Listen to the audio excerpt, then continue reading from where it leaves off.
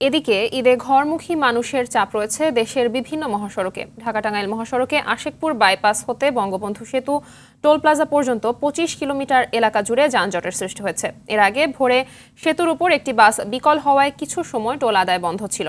সকাল থেকে গাজীপুরের চন্দ্রা ত্রিমোর এলাকায় ঘরমুখী মানুষের চাপ রয়েছে। এতে চন্দ্রা কোনাবাড়িতে গণপরিবহন চলছে ধীরগতিতে।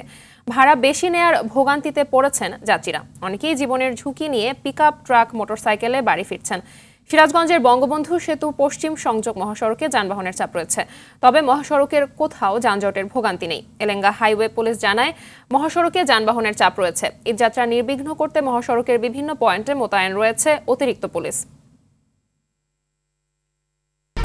1, 2, 3 ঢাকায় জমি জিতে নিন 100% ক্যাশব্যাক সহ 20 কোটি টাকার পুরস্কার।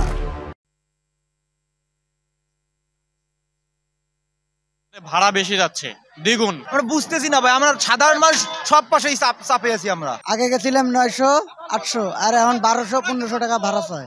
গাড়ি পাইতেছি না, ভাড়া বেশি, অবস্থা খুব খারাপ। 300 টাকা দিয়ে এবার 800 টাকা, 1200 টাকা। সবার সাথে উপভোগ করতে, তার জন্যই তো বাড়িতে যাওয়া না। বাবা মা ফ্যামিলি সবাই আসছে, সন্তান সবাই আছে, এর জন্য একসাথে ঈদ করব বছরে। এই বিষয়ে আরো জানাতে টাঙ্গাইল থেকে সরাসরি যোগ দিচ্ছেন সহকর্মী কামাল হোসেন। কামাল, যানজটের বিষয়ে সর্বশেষ কি তথ্য আছে আপনার কাছে জানাবেন, আর এরই সাথে জানাবেন যে গণপরিবহনের গতি কেমন দেখতে পাচ্ছেন, কোনো ভোগান্তি আছে কিনা, যাত্রীরা কি বলছে?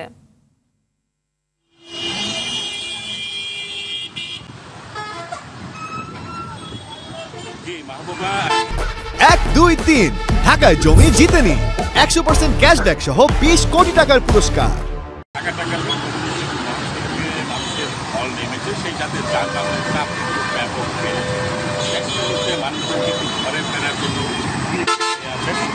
আপনারা দেখতে পাচ্ছেন যে এই মহাসড়কে বঙ্গবন্ধু থেকে টাঙ্গাইল বাইপাস পর্যন্ত দীর্ঘ 25 কিলোমিটার এলাকা তৈরি দীর্ঘ সারির সৃষ্টি হয়েছে। কোথাও থেমে রয়েছে যানবাহন, কোথাও থেমে চলছে যানবাহন, কোথাও ঘুরেই কিন্তু এই অবস্থা দেখা গেছে টাঙ্গাইল বাইপাস থেকে বঙ্গবন্ধু সেতু পর্যন্ত।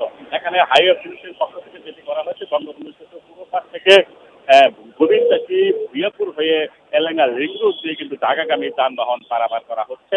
তবে এলাকা থেকে বঙ্গবন্ধু সেতু পর্যন্ত উত্তরাঞ্চলগামী যে সমস্ত যানবাহন রয়েছে, সেই যানবাহনগুলো একমুখী উত্তরাঞ্চলের দিকে চলাচল করছে। তবে পুলিশের পক্ষ থেকে যেটি বলা হচ্ছে যে গেল মধ্যরাতের পরে বঙ্গবন্ধু সেতুর উপরে কয়েকটি দুর্ঘটনা, কয়েকটি যানবাহন বিকল হওয়ার পরে সেতু কর্তৃপক্ষ যেটি করেছিল টোল আদায় বন্ধ রাখে, এবং সেই টোল আদায় বন্ধ থাকার ফলে টোল প্লাজায় যে যানবাহন কমে সেখানে থেমে যায়। পরবর্তীতে কিন্তু আস্তে আস্তে সেই যানবাহনের চাপ বেড়ে গিয়ে দীর্ঘ যানজটের সৃষ্টি হয়। তবে পুলিশের পক্ষ থেকে কাজ করা হচ্ছে, তবে কখন নাগাদ যানজট নিরসন করে তা কিন্তু বলা যাচ্ছে না।